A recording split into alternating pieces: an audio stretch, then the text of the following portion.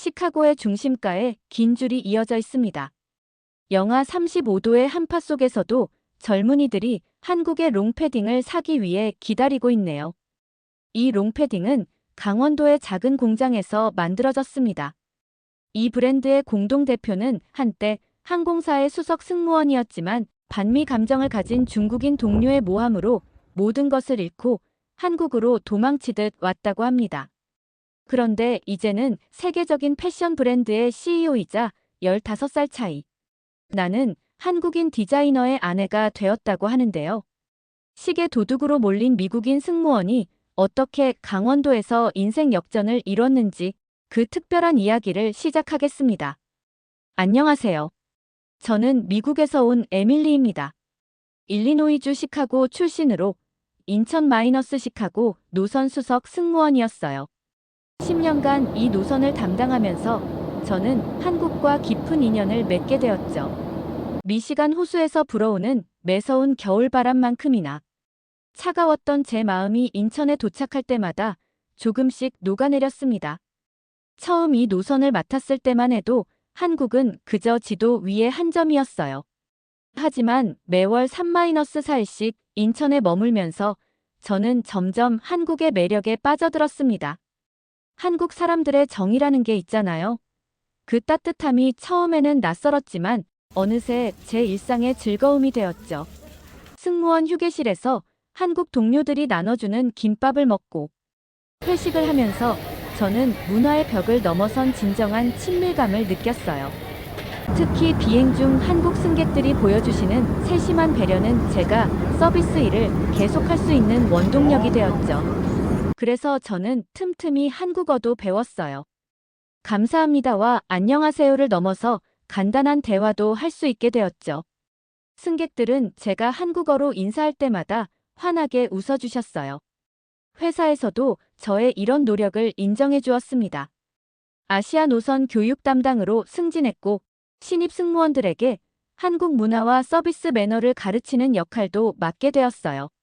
저는 늘 강조했죠. 한국 노선은 단순한 비행이 아니라 문화 교류의 장이라고요. 하지만 모든 성공에는 시기하는 사람이 있는 법이에요.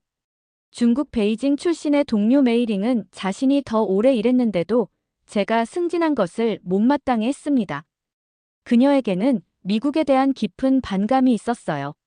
특히 미중 무역 갈등이 심해질 때마다 저를 마치 미국 패권주의의 상징처럼 대했죠.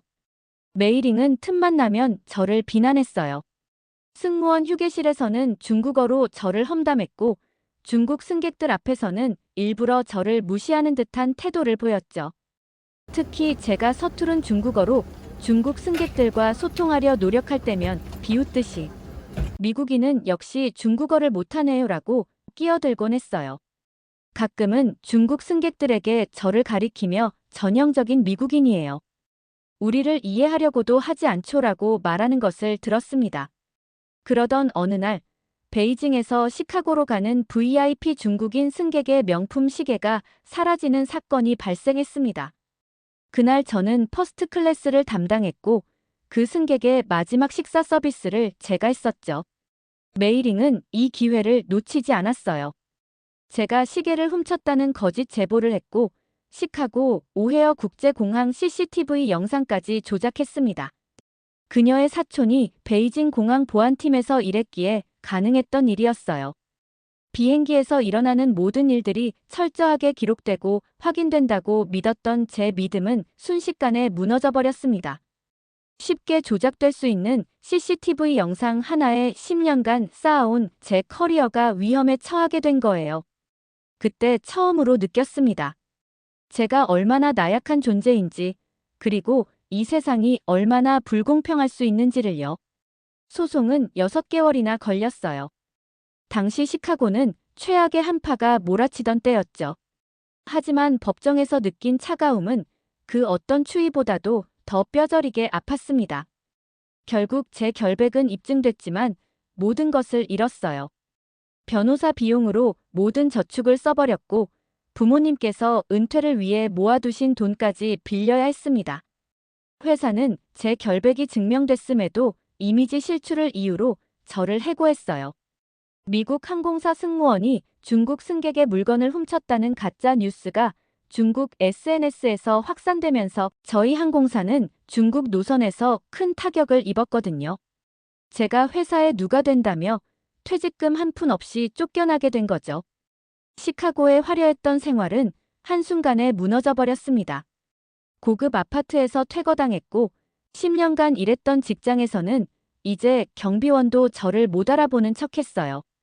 친구들은 하나둘 연락을 끊었고 소셜미디어에서는 여전히 제가 거짓말쟁이라고 비난했습니다.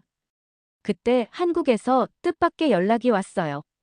제가 자주 머물던 인천의 게스트하우스 주인 김민지 씨였죠.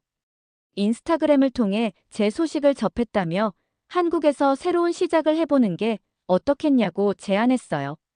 처음에는 그저 위로의 말씀으로 들었지만 민지 씨의 진심 어린 걱정이 제 마음을 움직였습니다.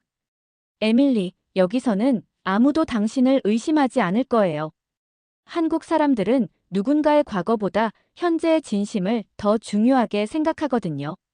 그녀의 말은 제게 큰 위로가 되었어요. 승무원 시절, 인천에 머물 때마다 느꼈던 그 특별한 따뜻함이 떠올랐습니다.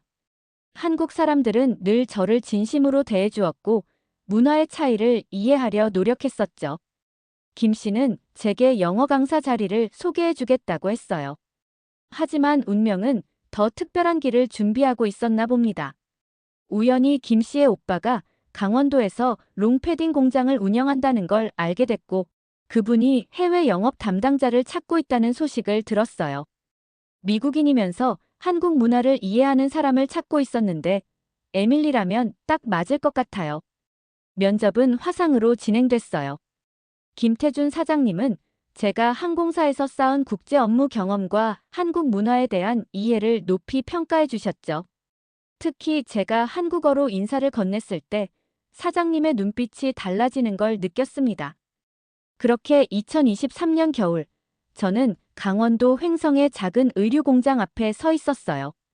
윈터하이 어페럴이라는 간판이 눈발 속에서 희미하게 보였습니다. 시카고의 화려한 고층 빌딩 대신 강원도의 설산이 저를 반겼고 항공사 퍼스트 클래스 승무원 유니폼 대신 작업복을 입게 됐죠. 처음에는 많이 두려웠어요. 하지만 한국은 제가 늘 동경하던 곳이었죠. 무엇보다 이곳에는 제 과거를 묻지 않고 현재 제 모습을 있는 그대로 받아들여주는 사람들이 있었습니다. 그들의 따뜻한 미소는 제 얼어붙은 마음을 녹이기에 충분했어요. 처음 공장에 출근했던 날 휴게실에서 마주친 풍경이 아직도 선명히 기억나요. 50대 아주머니들이 재봉틀 앞에 앉아 이야기를 나누며 웃고 계셨죠. 제가 들어서자 다들 반갑게 맞아주셨어요. 서툰 한국어로 인사를 하자 더 친근하게 대해주셨죠. 영어 잘하는 외국인이 우리 공장에 왔다며 자랑스러워 하시는 게 느껴졌습니다. 김태준 사장님은 첫날부터 저를 디자인실로 데려가셨어요. 에밀리 씨, 우리 롱패딩의 심장부입니다라며 환하게 웃으셨죠. 사장님의 작업실은 마치 예술가의 아틀리에 같았어요. 벽면에는 수많은 디자인 스케치가 붙어 있었고 테이블 위에는 다양한 원단 샘플들이 놓여 있었습니다. 알고 보니 김 사장님은 20년 경력의 디자이너셨어요. 대기업 의류회사에서 수석 디자이너로 일하다가 자신만의 브랜드를 만들기 위해 이 공장을 시작하셨다고 합니다. 패션은 예술이면서 동시에 과학입니다라는 그분의 철학이 공장 곳곳에 녹아 있었어요. 사장님은 롱패딩 하나하나를 직접 디자인하셨어요. 원단 선택부터 패턴 작업, 재단, 봉제, 충전재 주입까지 모든 공정을 꼼꼼히 체크하셨죠. 특히 충전재 배분 과정에서 보여주신 섬세함은 감동적이었어요. 시카고의 혹한을 경험한 저로서는 그분이 얼마나 세심하게 보온성을 고려하시는지 알 수 있었습니다. 한국의 롱패딩은 단순한 겨울옷이 아닙니다. 패션이면서 동시에 실용성을 갖춘 현대인의 필수품이에요. 특히 젊은이들 사이에서는 하나의 문화가 되었죠. 사장님의 말씀을 들으며 문득 시카고가 떠올랐어요. 매서운 겨울바람을 뚫고 출근하던 사람들, 추위에 떨며 버스를 기다리던 학생들, 그들에게 한국의 롱패딩이 있었다면 얼마나 좋았을까 하는 생각이 들었습니다. 그리고 그 순간 저는 이 롱패딩들을 미국에 소개해야겠다는 결심을 했어요. 김 사장님의 디자인 철학과 장인 정신, 그리고 제가 가진 미국 시장에 대한 이해가 만나면 분명 특별한 시너지가 날 것 같았거든요. 그분의 눈빛에서도 같은 생각을 읽을 수 있었답니다. 김 사장님의 디자인실에서 보내는 시간이 늘어날수록 저는 점점 더 롱패딩의 매력에 빠져들었어요. 특히 그분이 새로운 디자인을 스케치하실 때면 마치 화가가 캔버스 앞에 선 것처럼 진지하고 열정적이었죠. 저는 그 과정을 지켜보며 한국 패션의 섬세함을 배워갔습니다. 어느 날 우연히 김 사장님의 스케치북을 보게 됐어요. 거기에는 제가 공장 곳곳을 다니며 일하는 모습이 담겨 있었죠. 커피를 마시며 미팅하는 모습, 직원들과 이야기하는 모습, 샘플을 검토하는 모습. 그리고 그 옆에는 새로운 디자인들이 그려져 있었어요. 아, 이건. 사장님이 살짝 당황하시며 말씀하셨죠. 에밀리 씨가 공장에 오신 뒤로 디자인 아이디어가 마구 샘솟더군요. 시카고에서 온 당신을 보며 차가운 도시를 살아가는 여성들의 모습이 떠올랐어요. 그들에게 필요한 건 단순한 따뜻함이 아니라 자신감과 세련미까지 담은 옷이라는 걸 깨달았죠.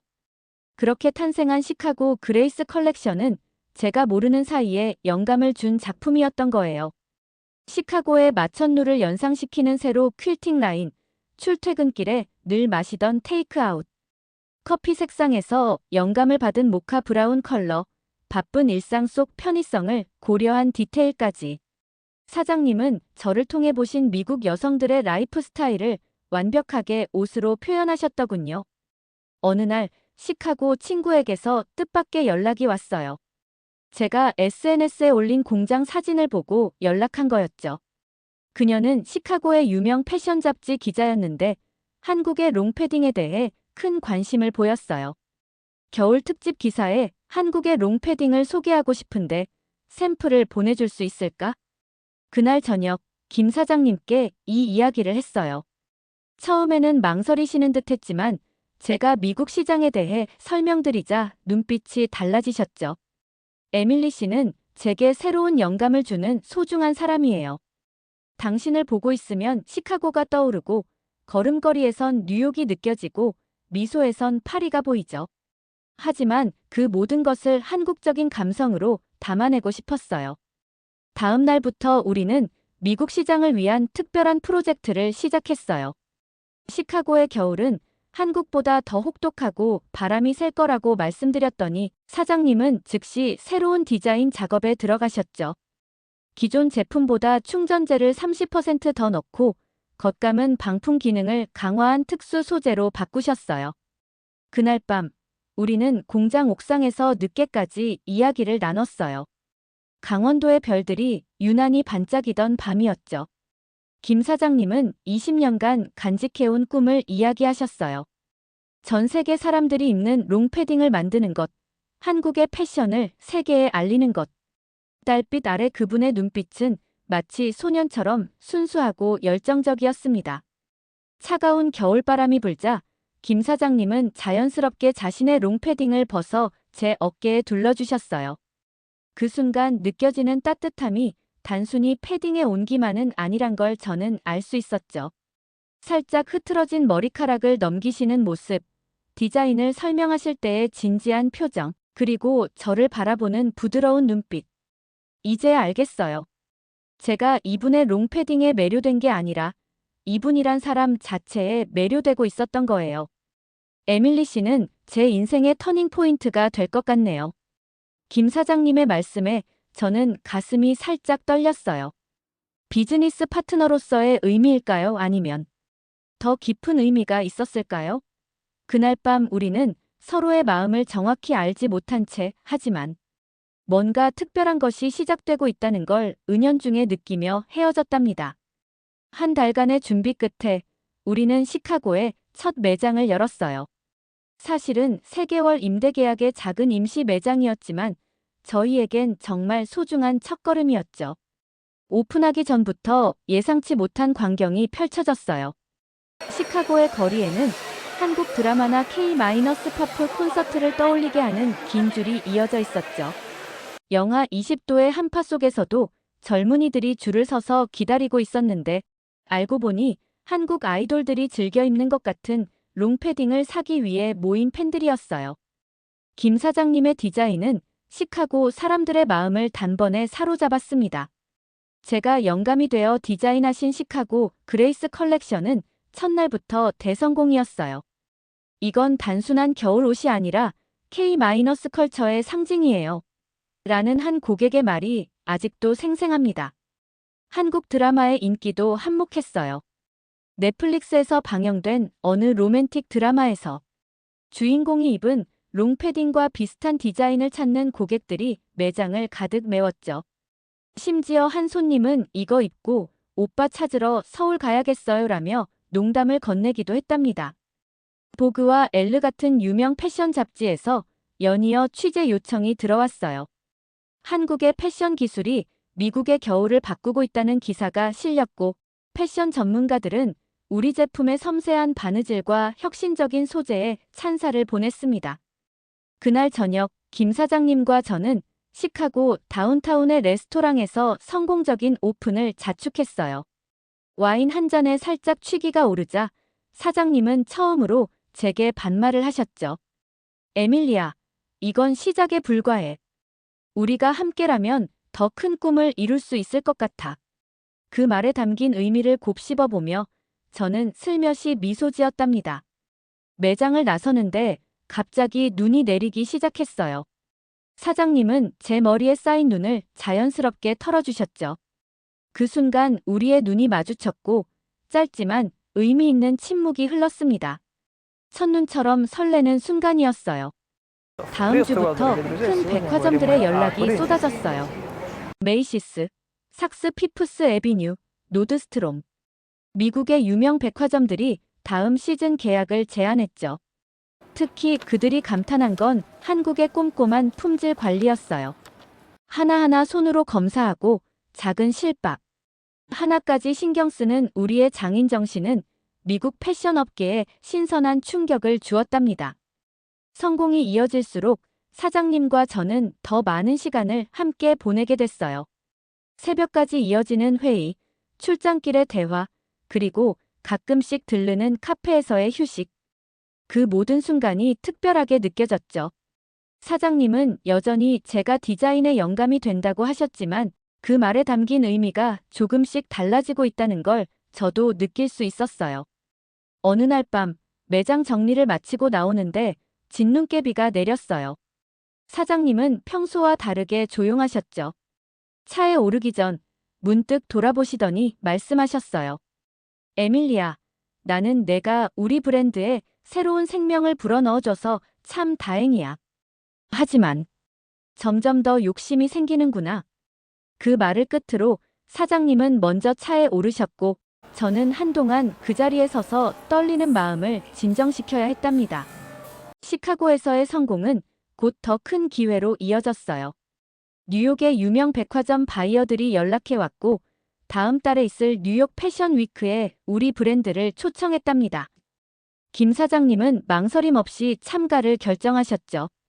에밀리아, 이제 더 큰 무대로 가보자. 시카고에서의 성공은 빠르게 패션계에 소문이 났어요. 특히 뉴욕의 유명 백화점 바이어들이 적극적으로 러브콜을 보내왔죠. 그러다 뉴욕 패션 위크 초청장을 받게 되었어요. 김 사장님은 망설임 없이 참가를 결정하셨고 우리는 한 달 동안 새로운 컬렉션 준비에 모든 열정을 쏟아부었답니다. 패션쇼 전날 뉴욕의 한 호텔 로비에서 예상치 못한 재회가 있었어요. 메이린이었죠. 한때 날카로운 눈빛으로 저를 무시하던 그녀의 모습은 찾아볼 수 없었어요. 늘 중국어로 미국을 비난하며 저를 향해 적대적인 태도를 보이던 그때와는 전혀 다른 사람 같았죠. 이제는 중국의 큰 백화점 바이어가 되어 있었지만 그녀의 눈빛은 한없이 부드러워져 있었어요. 회의가 끝나고 메이린이 저를 따로 찾아왔어요. 호텔 라운지에서 마주 앉은 그녀의 눈에는 눈물이 고여 있었죠. 메이링은 떨리는 목소리로 말을 이어갔어요. 그동안 저에 대한 죄책감에 너무 많이 시달렸다고 해요. 알고 보니 메이링도 저와 비슷한 일을 겪었더군요. 제가 떠난 지 6개월 후 그녀도 다른 중국인 동료의 모함으로 해고됐다고 해요. 그녀의 근무 기록이 조작됐고 결국 그녀도 모든 것을 잃었답니다. 그때서야 제 심정을 완전히 이해하게 됐다며 메이링은 계속 눈물을 흘렸어요. 메이링은 흐느끼며 자신의 이야기를 이어갔어요. 어릴 때부터 배워온 반미 감정으로 저를 판단했던 것이 얼마나 잘못된 것이었는지 깨달았다고 해요. 중국에서 자라면서 자연스럽게 미국에 대한 불신과 반감을 가지게 됐고, 그래서 저를 미국의 상징처럼 여기고 적대시했다네요. 하지만 자신도 부당한 일을 겪고 나서야 깨달았대요. 국적이나 정치적 갈등은 개인의 가치를 판단하는 기준이 될 수 없다는 걸 이제는 안다면서 몇 번이고 용서를 빌었습니다. 김 사장님은 조용히 지켜보시다가 메이링의 어깨를 토닥여 주셨어요. 우리 모두 각자의 아픔이 있었고 이제는 그 상처를 딛고 함께 새로운 시작을 하자고 말씀하셨죠. 그날 저녁 우리 셋은 오랜 이야기를 나눴어요. 메이링은 해고 후 중국으로 돌아가 다시 시작했고 우연히 패션 업계에서 일하게 되었다고 해요. 우리 브랜드의 롱패딩을 보고 제 작품이란 걸 알았을 때는 운명이라고 느꼈다네요. 저의 성공 소식을 들을 때마다 자랑스러우면서도 마음 한편이 아팠다고 고백했어요. 김 사장님의 제안으로 메이링은 우리 회사의 중국 시장 담당자가 되었어요. 과거의 아픔을 이겨내고 다시 만난 인연이니 이보다 더 의미 있는 파트너십은 없을 거라고 사장님은 말씀하셨죠. 그렇게 우리는 과거의 상처를 치유하고 새로운 관계를 시작했어요. 메이링은 중국 시장에서 놀라운 성과를 올렸고 우리는 진정한 친구이자 동료가 되었답니다. 그녀의 합류로 우리 브랜드는 더욱 빠르게 성장했어요. 중국 시장이 열리면서 강원도 공장은 이제 24시간 쉴 새 없이 돌아가기 시작했고 직원 수도 늘어났죠. 김 사장님의 꿈이 하나둘씩 현실이 되어가는 걸 보며 저는 더 큰 미래를 그리기 시작했답니다. 중국 시장의 성공적인 진출로 우리 브랜드는 아시아를 대표하는 롱패딩 브랜드로 자리 잡았어요. 강원도 공장은 4배로 커졌고 직원 수도 300명을 넘어섰죠. 특히 김 사장님은 직원들을 가족처럼 생각하셨어요. 늘어난 여성 직원들을 위해 공장 내 보육시설을 만드셨고 직원들의 자녀 학자금도 지원하기 시작했답니다. 메이링의 활약으로 중국 전역의 백화점에 입점하게 되었고 상하이와 베이징에는 단독 매장도 열었어요. 예전에 저를 미워하던 그녀가 이제는 제 가장 큰 지원군이 되었다는 게 신기했죠. 메이링은 중국 소비자들의 취향을 상세히 분석해 김 사장님의 디자인에 조언을 해주었고 덕분에 중국 시장 맞춤형 컬렉션도 성공할 수 있었어요. 성공이 거듭될수록 김 사장님과 저는 더 많은 시간을 함께 보내게 됐어요. 늦은 밤 디자인실에서 새로운 컬렉션을 논의하다가 문득 사장님이 물으셨죠. 앞으로도 계속 한국에 머물 생각이 있느냐고요. 저는 망설임 없이 대답했어요. 이제 한국이 제 고향 같다고, 특히 이 강원도의 공장이 제 삶의 터전이 되었다고요. 그날 밤 김 사장님은 처음으로 개인적인 이야기를 해주셨어요. 젊은 시절 프랑스에서 패션을 공부하시다가 부모님의 반대로 한국으로 돌아오셨대요. 그때의 꿈을 이제야 이루게 됐다며 그건 모두 제 덕분이라고 하셨죠. 사장님의 눈빛에서 저는 깊은 애정을 느낄 수 있었어요. 유럽 진출도 본격적으로 시작됐어요. 런던과 파리의 유명 백화점에서 먼저 연락이 왔고 밀라노의 패션 위크에도 초청을 받았죠. 김 사장님은 유럽 진출을 준비하면서 새로운 제안을 하셨어요. 제가 한국에서 오래 지낼 예정이라면 회사의 지분을 갖는 것이 어떻겠냐고요. 그날은 제가 평생 잊지 못할 날이에요. 파리의 한 레스토랑에서 김 사장님은 지분 계약서와 함께 작은 반지를 내밀으셨거든요. 사업 파트너이자 인생의 동반자가 되어달라는 청혼이었죠. 저는 행복한 눈물을 흘리며 고개를 끄덕였어요. 뉴스에서는 한국의 롱패딩 브랜드가 세계적인 럭셔리 브랜드로 성장했다고 보도했지만 제게는 그보다 더 큰 행복이 찾아온 거예요. 실패라고 생각했던 순간이 제 인생 최고의 선물이 되었답니다. 강원도로 돌아오는 비행기 안에서 저는 창밖의 구름을 보며 생각했어요. 이제는 승무원으로서가 아닌 승객으로 하늘을 바라보는 제 모습이 더 행복하다고요. 그리고 무엇보다 착륙할 때마다 저를 기다리고 있을 사람이 있다는 게 가장 큰 행복이었죠. 파리에서의 청혼 이후 우리는 결혼 준비를 시작했어요. 제 나이 35살, 남편은 50살이었죠. 제 부모님은 처음에 많이 걱정하셨어요. 15살이라는 나이 차이도 있고 문화도 다른데 과연 행복할 수 있을까 하고요. 하지만 김 사장님을 직접 만나보시고는 생각이 완전히 바뀌셨답니다. 성공한 사업가라는 것보다도 사장님의 젊은 감각과 진중한 성품, 그리고 저를 향한 진심 어린 사랑을 보시고는 오히려 축하해 주셨어요. 우리는 강원도 남이섬에서 작은 결혼식을 올렸어요. 때마침 첫눈이 내리던 날이었죠. 공장 직원들과 가족들만 초대한 소박한 예식이었지만 그 어떤 호화로운 결혼식보다 따뜻했어요.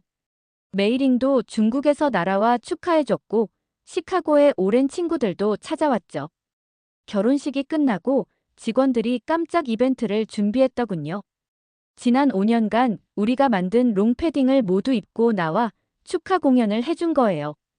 직원들은 우리의 나이 차이를 재치 있게 표현하며 패션처럼 세대를 넘어서는 사랑이라는 멋진 메시지도 전해줬답니다. 첫 시즌의 투박한 디자인부터 최근에 세련된 컬렉션까지 그 옷들은 마치 우리의 연애 과정을 보여주는 것 같았어요. 신혼여행은 강원도 곳곳을 돌아다녔어요. 남편은 젊은 시절 프랑스에서 공부할 때 한국의 전통미를 그리워했다고 해요.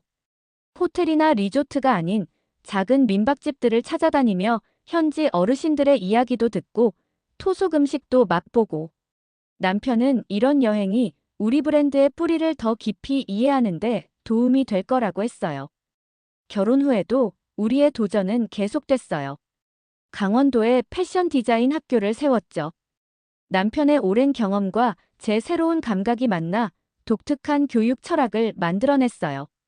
저는 한국 국적도 취득했어요. 이제 정말 이곳이 제 고향이 된 거죠. 시카고에서 자란 제가 강원도의 정취를 사랑하게 될 줄은 꿈에도 몰랐어요.